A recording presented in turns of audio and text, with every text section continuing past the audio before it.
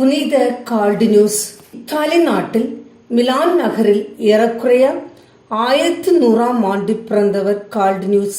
புகழ்மிக்க வல்வர்சி பெல்லசாலா குடும்பத்தில் பிறந்த இவருக்கு சிறந்த கல்வி வழங்கப்பட்டது.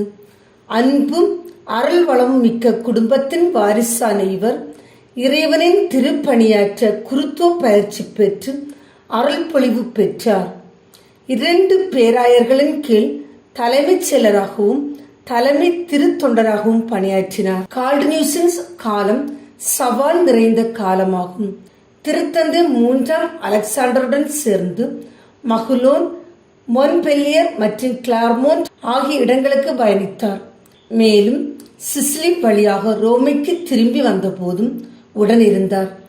தன்னுடன் தொடர்ந்து 1165 வரை உடன் நடந்த கால்டினியூஸை 1165ஆம் ஆண்டு ரோமையில் சாந்த சபின பேராலயத்தின் கர்தினாலாக திருத்தந்தை நியமித்தார். பேராயர் ஹெர்பர்ட் 1166 இறந்ததால் மிலான் நகர பேராயராக கால்டினியூஸ் நியமிக்கப்பட்டார். அதன் பின்னர் தமது வாழ்நாள் முழுவதுமே தம் மக்களின் அமைதியான மற்றும் நிலையான வாழ்வுக்காக கால்டினியூஸ் கையளித்தார்.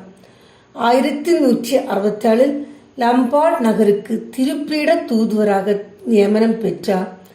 பெற்ற கடனை திருப்பி செலுத்த முடியாததால் சிறையில் அடைக்கப்பட்டவர்கள் மற்றும் மிலான் நகர ஏழைகளுக்கு உதவி செய்து எல்லோரின் அன்புக்கு உரியவராக விளங்கிய கால்டினியூஸ் ஏப்ரல் 18, 1176ஆம் ஆண்டு திருப்பலி நிறைவேற்றி மறையுரை ஆற்றிவிட்டு அமர்ந்தவர் அப்படியே இறந்து இறைவனில் ஒன்றித்தார்.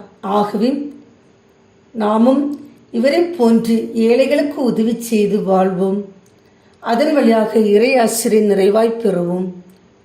புனித கால்டினியூஸ் எங்களுக்காக வேண்டிக் கொள்ளும்.